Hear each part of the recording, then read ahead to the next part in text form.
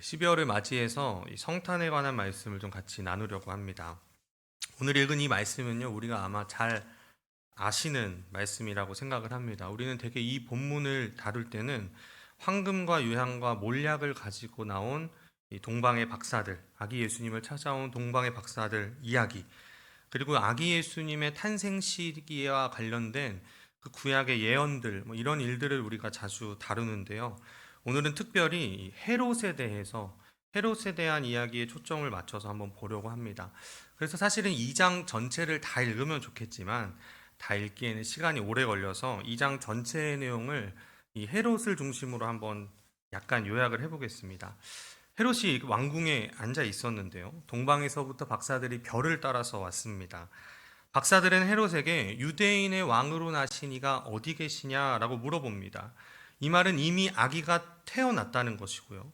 박사들은 아주 자연스럽게 왕이니까 왕궁에 있을 것이라고 생각을 했습니다.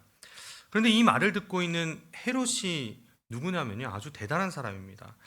유별나게 포악했던 사람이었는데요.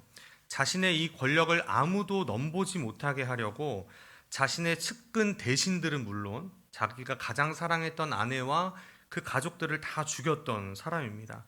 실제로 이 역사 기록에 보면 헤롯은 나중에 자기가 죽었을 때 아무도 슬퍼하지 않을까봐 유대 지도자들, 명망 있는 지도자들을 다 죽여서 유대인들을 울게 할 계획을 세울 정도로 아주 잔인한 사람이었습니다. 그런 헤롯에게 지금 왕이 어디 계시냐라는 이 질문은 그의 심기를 건드리고 불편함을 넘어서 분노를 가져오기에는 충분했던 말입니다. 3절을 다시 한번 보실까요? 3절 다 같이 읽어보겠습니다. 시작. 헤롯 왕과 온 예루살렘이 듣고 소동한지라. 아멘. 이 소동했다라는 이 말은요, 그저 소란스럽고 시끄러운 정도가 아니라 지금 이곳이 완전히 발칵 뒤집혀졌다라는 것입니다. 사람들은 이 포악한 헤롯을 잘 알았기 때문에 더 두려움에 떨었을 겁니다. 그런 헤롯이요, 유대 종교 지도자들을 다 불러 모아서 유대인의 왕, 그리스도가 어디서 나실지 그 장소를 알아내게 하는데요. 8절에 보면요, 곧장 그곳이 나옵니다. 우리 8절 다 같이 읽어보겠습니다. 시작. 베들레헴으로 보내며 이르되 가서 아기에 대하여 자세히 알아보고 찾거든 내게 구하여 나도 가서 그에게 경배하게 하라. 아멘. 경배하려고 했을까요? 아니죠. 자신의 정적이 될 수도 있다라고 생각해서 그 싹을 미리 자르려고 죽이려 했을 겁니다. 그리고 이 이후의 내용은 우리가 아주 잘 알고 있듯이 박사들은 꿈에서 하나님의 명령을 받아 다른 길로 떠나고요. 헤롯은 속은 것을 알고 이 베들레헴의 2살 이하의 어린아이들을 다 죽이려고 했고요. 다행히도 요셉은 하나님께 미리 꿈에서 이 언지를 받아서 애굽으로 도망쳤습니다. 그리고 도망친 이후에 헤롯이 죽고 나서 다시 유대 땅에 돌아오게 되고요. 나사렛에 정착을 하게 됩니다. 이게 총 2장의 내용인데요. 이 내용이 마태, 마가, 누가, 요한복음 속에서 오로지 여기, 오늘 우리가 읽은 이 마태복음 속에서만 등장을 합니다. 그렇다면 예수님의 탄생에 관해서 수많은 이야기들 가운데 마태가 굳이 이 잔혹한 헤롯의 이야기, 헤롯이 모든 어린아이들을 죽인 이 이야기를 적으면서 예수님이 애굽으로 내려가셨다라는 이 내용을 넣었다는 것은요, 크리스마스의 의미에 대해서 그리고 예수님에 관해서 전하려는 분명한 의미가 있다라는 것을 우리가 생각을 해볼 수 있습니다. 사진을 하나 보여주시죠. 제가 어릴 때 가장 많이 봤던 영화인데요. 무슨 영화인지 아시죠? 네, 반지의 제왕입니다. 총 3부작으로 이루어져 있고요.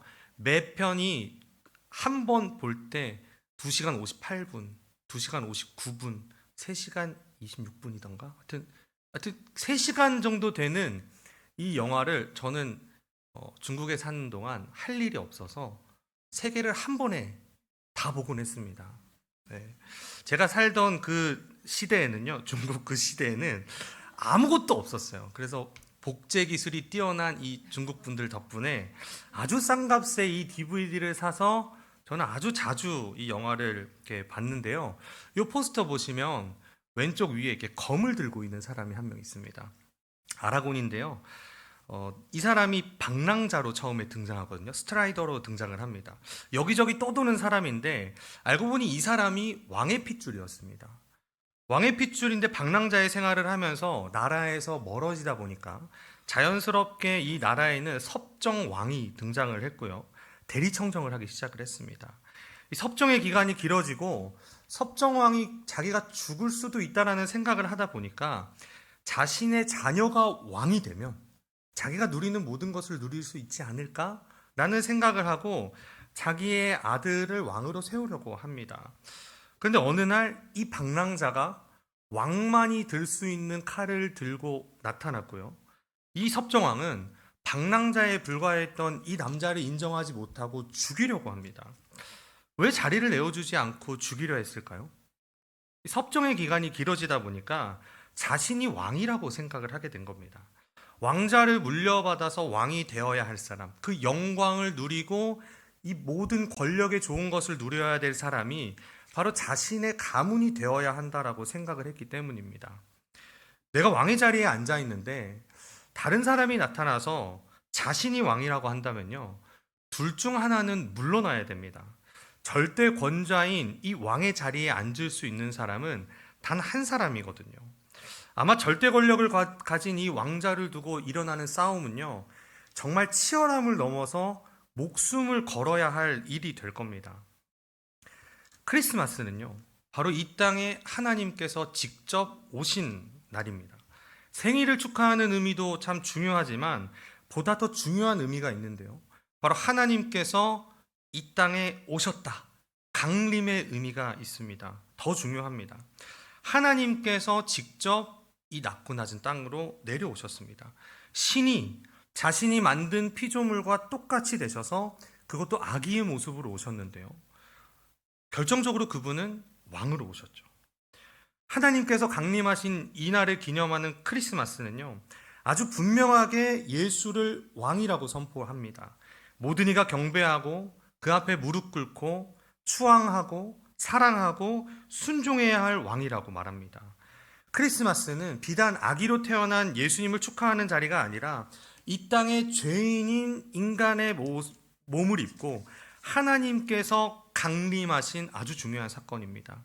그 놀라운 십자가의 죽음과 부활도 하나님께서 먼저 인간이 되시지 않았다면 불가능한 일인 것처럼 예수님은 우리에게 오셔서 당신이 우리의 왕이자 하나님이라고 말씀하십니다. 예수님이 이 땅에 오셔서 크리스마스를 우리가 기념하는 일은요, 바로 예수님께서 자신의 왕좌를 바로 세우시고 그 영광의 자리에 누가 앉아야 하는지, 그 영광의 자리에서 경배를 받고 평화를 가져오신 분이 마땅히 왕으로서 받아야 할 대우가 무엇인지 보여주는 아주 중요한 사건이라는 겁니다. 여러분들은 왕이라는 이야기를 들으시면, 왕이라는 이 말을 들으시면 어떤 생각이 나시나요? 가까운 우리 이 대한민국의 역사 속에도 조선 왕조가 있었지만 이미 우리 삶에서는 이 왕이라는 신분과 자리가 좀 와닿지 않는 단어가 되었습니다. 전 세계적으로도 왕이 있기는 하지만 그 의미와 영향력은 예전과는 아주 다릅니다. 그래서 현대를 살아가는 우리에게 이 왕이라는 단어는요, 어쩔 때는 좀 불편하기도 하고 어쩔 때는 전혀 의미가 없기도 합니다. 그럼 이렇게 한번 생각을 해보시죠. 어느 날 옆집 사람이 여러분들에게 찾아와서 우리 집에 있는 물건 배치를 하나둘씩 바꾸라고 이렇게 얘기를 합니다. 그 얘기를 듣고 무슨 말이냐고 이제 콧방귀를 끼고 집으로 들어갔습니다. 그런데 다음날 문을 막 두드리더니 이렇게 그 사람이 막 문을 두드려서 문을 열었더니 집을 쓱 둘러보고 왜 배치를 바꾸지 않았냐고 하면서 막 불같이 화를 내고 그 집에 무작정 들어와서 집의 구조를 싹 바꾸기 시작하는 겁니다. 어떤 마음이 드시나요? 그걸 가만히 두실 건가요? 아니죠. 맞고 막 화가 나고 분노가 일어나죠. 나의 것을 침해하고 나의 자유와 나의 방식을 인정하지 않는 이런 모습들은요, 결코 괜찮은 정도가 아니라 화를 불러오는 일이라는 겁니다. 그런데 그 옆집 사람이 오늘부터 내가 너의 왕이고 너는 내 말을 전적으로 듣고 순종해야 한다 라고 이렇게 말하면 어떤 일이 일어날까요? 전쟁이죠. 그렇죠. 전쟁입니다. 근데 예수님은 우리의 하나님이시자 왕으로 오셨고요. 우리의 삶이 완전히 망했으니 예수를 믿어야만 구원을 받을 수 있다라고 말씀을 하시는 겁니다. 내가 곧 길이요 진리요 생명이다라는 이 말은요, 아주 좋은 슬로건, 캐치프레이즈가 아니라 하나님의 강림, 하나님이 이 땅에 왕으로 오셨다, 나 말고는 다른 길은 없다라는 아주 강력한 말씀입니다. 하나님의 이 강림은 자기 중심적으로 사는 한 인생에게 절대적이고 무한한 권위에 대한 충성을 요구하는데요, 이것은 분명히 위기입니다. 예수님은 한 영혼을 가진 인생에게 위기를 가져오신다는 겁니다. 사람들은 대개 이 위기 앞에서 두 가지 반응을 보입니다. 첫 번째는 거절하고 죽이려고 합니다. 헤롯이 그랬고요, 예수님 시대의 이스라엘 종교 지도자들이 그랬습니다. 왜냐하면 죄로 인해 망가진 사람들의 이 깊은 본성에는 하나님을 향한 적의가 있습니다. 바울은 이 적의를 증오하는 마음이라고 했는데요, 이렇게 설명을 합니다. 로마서 8장 7절 8절 우리 다 같이 읽어보겠습니다. 시작. 육신의 생각은 하나님과 원수가 되나니 이는 하나님의 법에 굴복하지 아니할 뿐 아니라 할 수도 없습니다. 육신에 있는 자들은 하나님을 기쁘시게 할 수 없느니라. 아멘. 자기 중심적인 이 사람의 마음은 본능적으로 누군가 나를 쥐고 흔들고 나를 컨트롤하려고 하면 그것에 대한 굉장한 적의가 생깁니다. 왜냐하면 사람의 마음 그 깊숙한 곳에는요, 어느 누구도 나에게 이래라 저래라 할 수 없어 라는 마음이 있기 때문입니다. 이 세상은 나와 내 필요와 내 갈망과 내 소원을 중심으로 돌아가기를 원하고요, 이웃을 섬기기보다는 내가 더 섬김을 받고 싶어 합니다.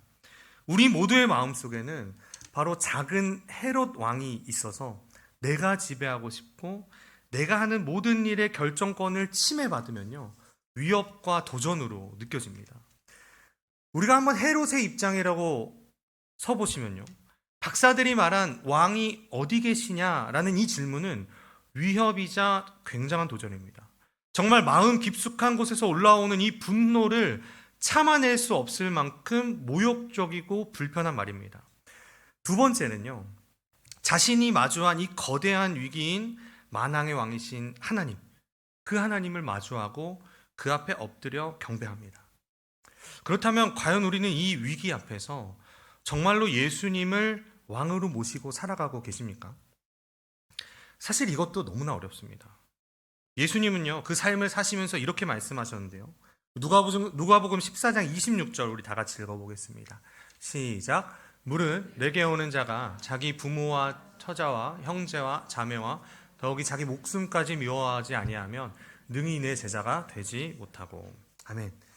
이 말씀은 가족을 말 그대로 증오하라라는 말씀이 아니라 예수님께 최고의 충절을 바치라는 부르심입니다. 예수님이 요구하시는 충절에 비하면요, 다른 모든 헌신, 남편과 아내와 자녀들과 내 가장 가까운 사람들을 향한 사랑과 봉사와 충성과 헌신은 무색해질 정도라는 겁니다.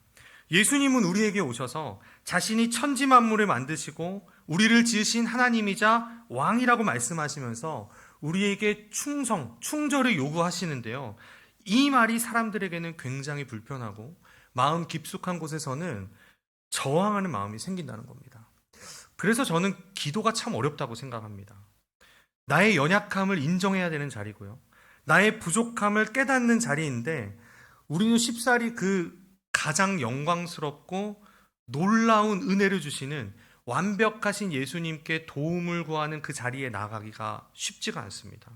그리고 혹여나 기도가 응답이 되면요, 하나님 감사합니다, 제가 이번 일은 잊지 않겠습니다 라고 하고 금방 잊어버리죠.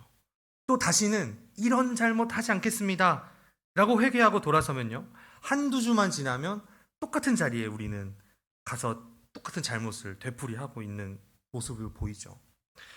왕이 어디 계시냐, 이 말은요, 그야말로 우리의 마음을 불편하게 하고 소동하게 하는 질문입니다. 우리 안에 있는 작은 헤롯 왕은 여전히 우리가 온전한 그리스도인으로서 성장하는데 방해를 하고 있습니다. 그렇다면 마태는요, 이 헤롯의 이야기를 통해서 우리에게 무언가를 전달하고 싶어 하는데요. 바로 크리스마스에 오신 이 아기가 바로 하늘의 높은 보좌를 버리고 이 땅에 오신 하나님이 바로 이 아기 예수다라고 하는 겁니다. 그것도 작고 작은 연약한 아기의 모습으로 오셨는데 이분이 여러분의 왕입니다. 왕이 바로 여기에 계시는데 당신은 과연 이 왕을 받아들일 준비가 되셨습니까? 우리 속에 날뛰고 있는 헤롯 왕이 물러나지 않고서는 우리는 예수님을 왕으로 받아들일 수가 없습니다. 그렇다면 어떻게 해야 이 나의 날뛰는 헤롯 왕을 물리치고 그 헤롯 왕 같은 나의 본성이 죽어지고 하나님의 은혜와 평강을 누리면서 살 수 있을까요? 우선은 꼭 짚고 넘어가야 할 중요한 것이 있습니다. 내 속에 있는 작은 헤롯 왕과 싸우는 이 일은요, 결코 이 땅을 사는 동안에 완결될 수는 없습니다. 하나님을 향한 적의와 이 증오와 분노는요, 우리가 이 땅을 살아가는 동안에는 그 잔재가 우리 마음 가운데 남아 있어서 그리스도를 닮아가려고 할 때마다 우리를 끝까지 방해합니다. 우리의 인생이 시간을 다해서 완전히 영화롭게 될 때까지는 우리를 괴롭힐 겁니다. 근데 그렇다고 해서 포기하라는 건 아닙니다. 이 악한 본성에 맞서서 우리는 끝까지 하나님의 은혜와 평강을 누리기 위해서 싸워내야 하는데요. 이 싸움, 그리스도인으로서 성장하며 기도하는데 우리는 훨씬 의지적으로 힘을 써야 하고요.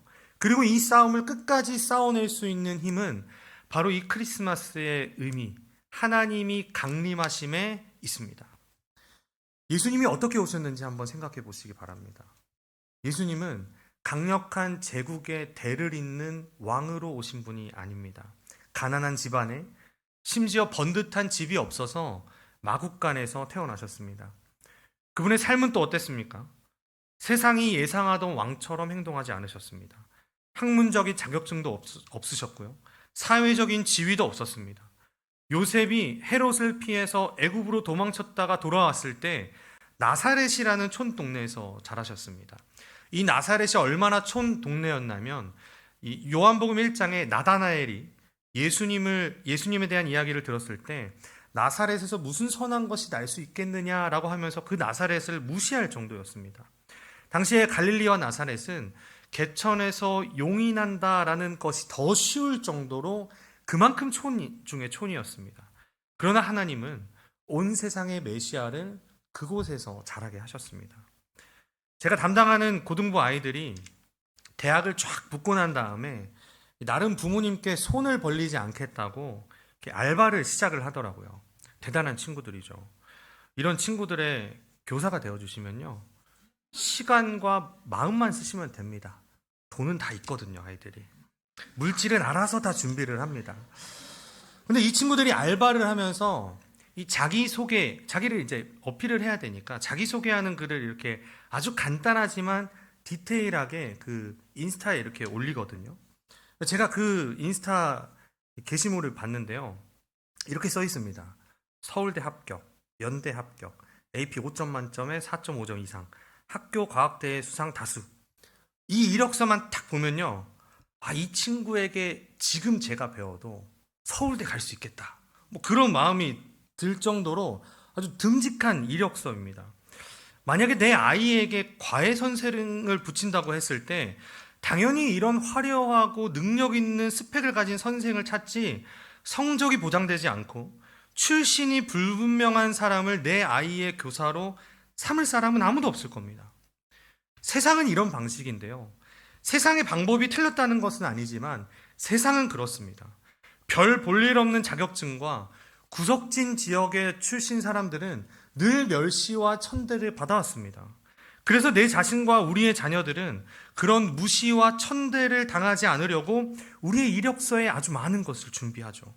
그리고 남들 앞에서 그 준비된 이력서를 보여줄 때 우월감을 느끼고요. 그 쾌감, 우리 마음의 응어리들이 그 지난 5년, 10년간의 응어리들이 다 녹아지면서 세상에서 가장 높아진 것만 같은 그 마음.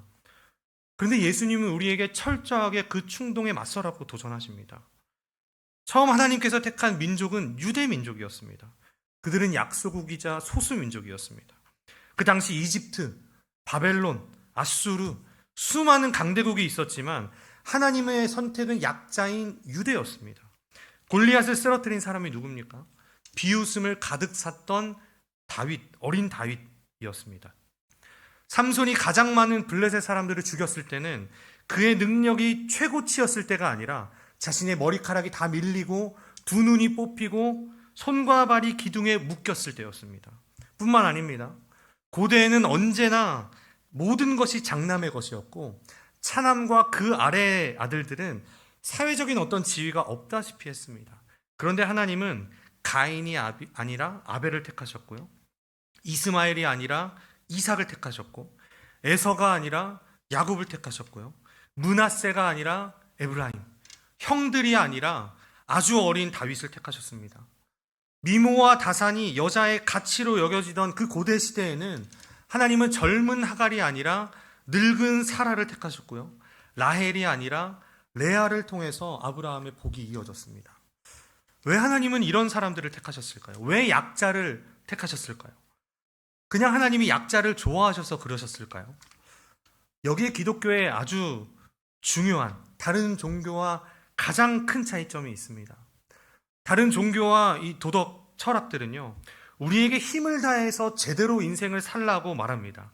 강자가 되어서 더 뛰어난 도덕성과 지식과 능력을 가지고 이 세상을 이끌어가고 변화시켜 나가라고 말합니다. 피땀 흘려가면서 자신의 일에 매진해서 이 세상의 빛을 가져오라고 도전합니다. 그런데 우리 예수님은 이렇게 말씀합니다. 누가복음 5장 31절 32절 우리 다 같이 읽어보겠습니다. 시작. 예수께서 대답하여 이르시되 건강한 자에게는 의사가 쓸데없고 병든 자에게라야 쓸데있나니 내가 의인을 부르러 온 것이 아니요 죄인을 불러 회개시키러 왔노라. 아멘. 예수님은 자신의 연약함, 죄인임을 인정하는 사람들을 위해 오셨다는 겁니다.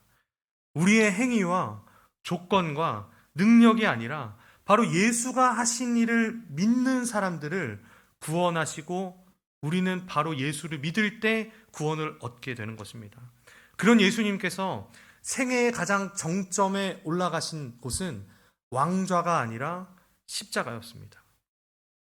우리를 대신해서 당하신 이 고난과 죽음은 하나님을 향해 적의를 품고 있는 우리가 마땅히 당해야 할 일이지만 예수님 덕분에 우리는 믿음으로 하나님과 화목하게 되었습니다. 그분은 연약함을 보여주셨지만 그것이 바로 우리의 능력, 십자가의 능력입니다. 말씀을 마무리하겠습니다. 크리스마스는 인종과 혈통과 부와 지위가 결국에는 중요하지 않다라는 것을 보여줍니다. 이 말은 적어도 교회에서만큼은 사회적인 지위와 경제적인 수준과 문화적인 수준으로 사람을 판단하고 호불호를 이렇게 편견을 품어서는 안 된다는 겁니다. 속물이 되어서도 안 되고요. 그렇다고 우월하다는 생각에 빠져서도 안 됩니다. 우리는 이러한 모든 것에서 자유로울 수 있습니다. 바로 예수님께서 이 땅에 오셨고 이 세상을 뒤집어 놓으셨기 때문입니다. 주 안에서 사랑하는 상하이 한인연합교회 성도 여러분, 이 복된 성탄의 계절에 다시 한번 이 땅에 오신 예수 그리스도를 깊이 묵상하시면 좋겠습니다. 연약하고 죄 많은 우리를 구원하시려고 또 우리에게 놀라운 자유를 주시려고 예수님은 이 땅에 오셨습니다. 세상은 교회를 손가락질하고 교회를 욕하지만 그럼에도 불구하고 세상에는 여전히 그리스도인들이 필요합니다. 빛을 잃고 더듬거리는 그들에게 빛을 소개할 수 있는 건 오직 길이요, 진리요, 생명 대신 예수님을 믿는 그리스도인 밖에는 없습니다. 우리에게 주신 이 수많은 재능과 은사들을 가지고 나를 뽐내고 높아지기보다는, 나를 더 앞세우기보다는 예수님처럼 하나님을 모르고 또 그 사랑이 필요한 세상과 이웃을 섬겨나가는 이 크리스마스, 기쁜 마음으로 함께 기대할 수 있으면 좋겠습니다.